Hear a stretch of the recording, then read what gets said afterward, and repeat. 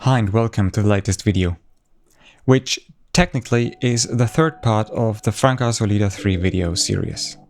In this video we're gonna test the camera under near real-world conditions.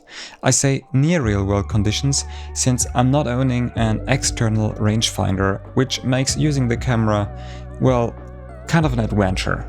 Because you really have to estimate the distance for focusing, which didn't turn out too well for me, but you will see in the video later. For testing the camera I used a roll of Photoshop 100 and an external light meter. I took my cat and Olga, who was kind enough to film the video for me, to a nearby forest to take some pictures under, well, real-world conditions.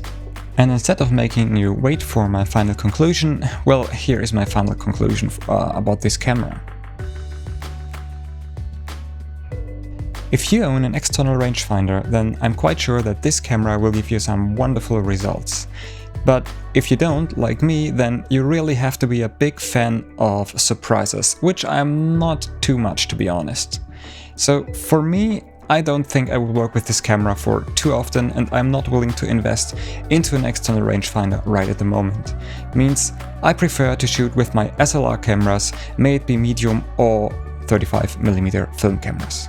But now enjoy the video and take a look at the pictures by yourself and decide what you think about the camera. Let me know down in the description how you like the camera and how you like the results.